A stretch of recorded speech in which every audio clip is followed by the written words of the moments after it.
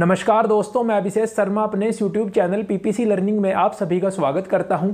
आज का हमारा इस वीडियो का मोस्ट इंपॉर्टेंट टॉपिक है जहां से बहुत से क्वेश्चन पूछे जाते हैं, भारत शासन अधिनियम 1935। देखिए, इस वीडियो में शायद आपको ये अक्सर थोड़े छोटे दिख रहे हों, लेकिन ये यहाँ पे मैंने जो लिखे हैं इनको मैं अच्छे से एक्सप्लेन करूँगा। वीडियो को प्लीज़ पूरा देखिए। और अगर आपको इस टॉपिक से रिलेटेड, मतलब जितने पहले अधिनियम आए उनसे रिलेटेड कोई भी वीडियो देखनी है तो उन सभी का वीडियो का लिंक आपको डिस्क्रिप्शन बॉक्स में मिल जाएगा। चलिए शुरू करते हैं। आज का जो सबसे इंपॉर्टेंट टॉपिक है, भारत शासन अधिनियम 1935। देखिए, हमारे भारत का जो संविधान है वो कब बना? हमारे भारत का संविधान कब बना? वो बनकर तैयार हुआ था 26 नवंबर 1949।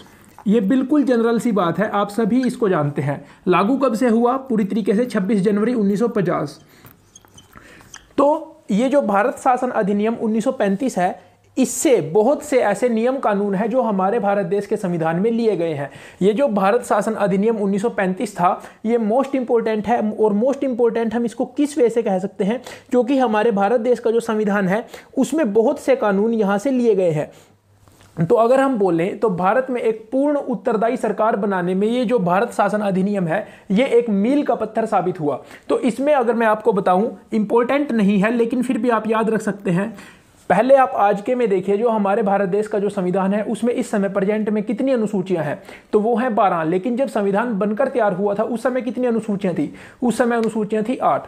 लेकिन जो भारत शासन अधिनियम 1935 है, इसमें भी आपको याद रख सकते हैं आप, 10 अनुसूचियां थी। तो आप खुद यहां से देख सकते हैं। और इसमें 300 से ऊपर धाराएं थी, लगभग 321 धाराएं। तो आप खुद देख सकते हैं ये कितना विस्तार से इसमें बताया गया था। तो ये मोस्ट इंपॉर्टेंट इसीलिए यहां से हो जाता है क्योंकि इसके बहुत से प्रावधान, बहुत से नियम, बहुत से कानून हमारे संविधान में ऐसे के ऐसे ही ले लिए गए हैं। तो चलिए देखते हैं। इसमें सबसे इंपॉर्टेंट और सबसे पहला पॉइंट, अखिल भारतीय संघ की स्थापना की गई। तो अखिल भारतीय संघ को आप किस तरह से समझेंगे? देखिए, उस समय जब अंग्रेज हमारे भारत देश पर शासन करते थे तो वो क्या सारे के सारे भारत पर शासन करते थे? जी नहीं। कुछ क्षेत्र पर तो अंग्रेजों का शासन था, लेकिन कुछ क्षेत्र पर हमारे भारत देश के जो राजा महाराजा होते थे, जो रजवाड़े होते थे, राजा महाराजा होते थे, वो भी तो शासन करते थे, मतलब राजाओं का शासन था। तो ये जो अखिल भारतीय संघ की स्थापना, इसमें क्या कहा गया कि हमारे भारत देश में जिस क्षेत्र पर अंग्रेज शासन कर रहे हैं, मतलब जो अंग्रेजों वाला क्षेत्र है, और जिस पे हमारे भारत देश की देसी रियासतें, मतलब राजा महाराजा शासन कर रहे हैं, उन सबको इकट्ठा कर दिया जाए और अखिल भारतीय संघ बनाया जाएगा। तो ये इसमें प्रावधान दिया गया, ये इसमें कहा गया। तो अब आप खुद सोचिए, क्या इंप्लीमेंट हुआ? आपने अब तक कभी ऐसा नहीं पढ़ा होगा कि जो रियासतें थी और राज्य थे उन सभी को मिला के एक अखिल भारतीय संघ बनाया गया। यहां तक नहीं बनाया गया था, इसमें कहा गया था कि एक बनाया जाए, लेकिन जो हमारे भारत देश की रियासतें थी वो इसमें शामिल होने के लिए नहीं मानी, तो ये नहीं इंप्लीमेंट हुआ। फिर शक्तियों का बंटवारा किया गया। तो आज भी आप जानते हैं हमारे भारत देश का जो संविधान है उसमें 3 सूचियां हैं। और वो 3 सूचियां कौन कौन सी हैं? केंद्रीय सूची, राज्य सूची और समवर्ती सूची। इनको हम आने वाली वीडियोस में पढ़ेंगे, लेकिन यहाँ पे हम समझ सकते हैं कि जो भारत शासन अधिनियम 1935 था, इसमें क्या किया गया कि जो विषय है, जो कानून बनाने के विषय हैं, उनको बांट दिया गया 3 सूचियों में। कुछ विषय, जो सबसे ज्यादा विषय रखे गए केंद्रीय सूची में, फिर राज्य सूची में, फिर समवर्ती सूची में। मतलब जो केंद्रीय सूची में विषय रखे गए उन पे कानून बनाने का अधिकार किसको था? उन पे कानून बनाने का अधिकार था केंद्र सरकार को। जो राज्य सूची में विषय होंगे, अब आप एक बात देखिए, केंद्रीय सूची में आज के समय जो हमारे भारत देश की 3 सूचियां हैं, उनमें जो केंद्रीय सूची में विषय हैं वो कौन से विषय हैं? जो सबके लिए कॉमन है, लेकिन जो स्थानीय तौर के विषय हैं वो राज्य सूची में है। तो यहाँ पे भी कुछ इसी तरह का प्रावधान किया गया था। आपको समझना है कि जो 3 सूचियां थी वो यहीं से बनी। अब देखिए, कुछ विषय केंद्रीय सूची में आ गए, कुछ विषय राज्य सूची में आ गए, कुछ विषय समवर्ती सूची में आ गए। लेकिन अगर कोई नया विषय आ गया तो, मतलब जो अवशिष्ट विषय है जो इनमें नहीं है, इन तीनों सूचियों में नहीं है, और वो कोई नया विषय आ गया और उस पर कानून बनाना पड़ गया, तो उस पर कानून बनाने की शक्ति किसको दी गई? सबसे बड़ा अफसर कौन था, यानी सबसे बड़ा अधिकारी कौन था उस समय भारत में? ब्रिटिश शासन का वायसराय। तो अवशिष्ट विषयों पे जो कानून बनाने का, नियम बनाने का अधिकार है वो दिया गया वायसराय को। अगला पॉइंट हमने पिछली वाले में पढ़ा था, 1919 वाले में, जिसको मॉन्टेग्यू चेम्सफोर्ड सुधार के नाम से भी जाना जाता है, भारत शासन अधिनियम 1919 के नाम से भी जाना जाता है, जो हमारे भारत देश में 1921 में लागू हुआ।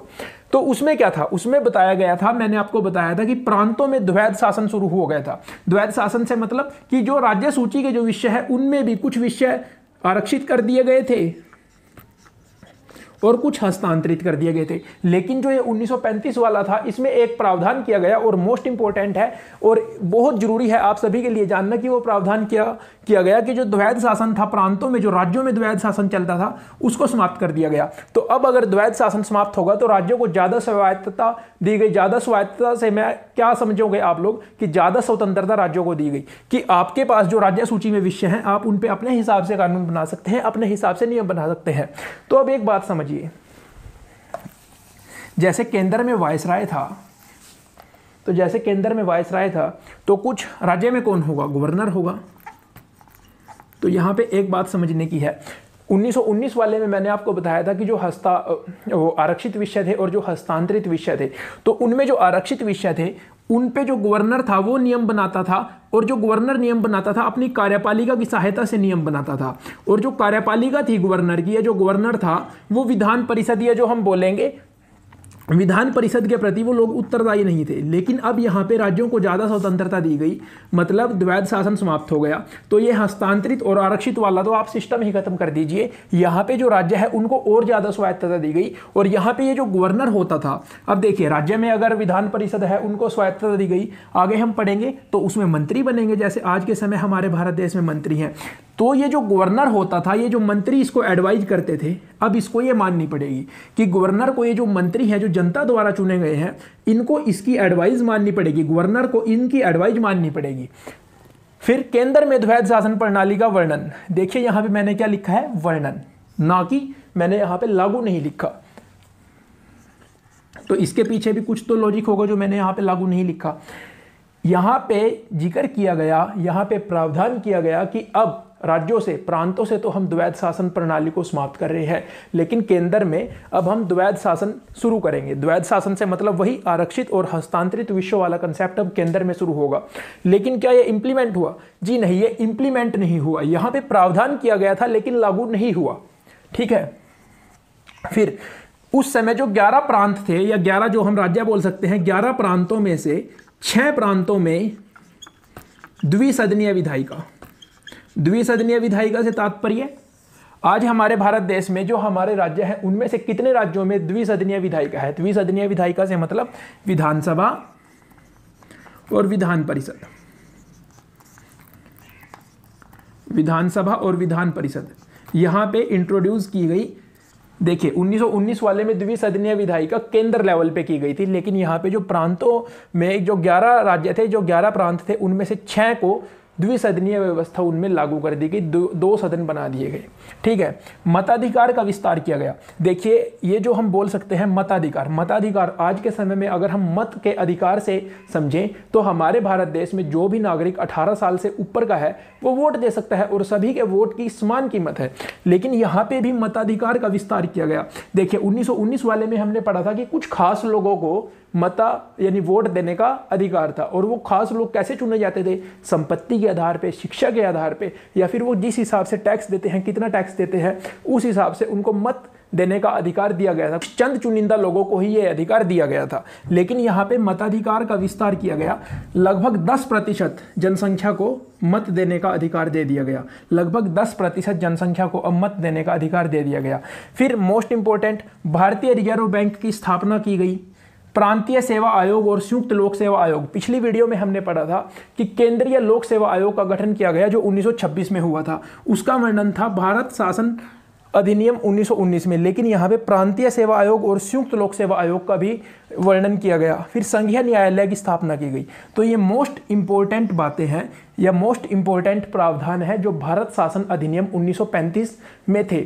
और हमारे भारत देश का जो संविधान है उसमें बहुत से नियम कानून इसी भारत शासन अधिनियम 1935 से लिए गए हैं। तो अगर आपको आज की वीडियो समझ आ गई हो तो प्लीज़ लाइक ज़रूर कीजिए, अपने सारे दोस्तों के साथ शेयर कीजिए। थैंक यू, मिलते हैं अगली वीडियो में।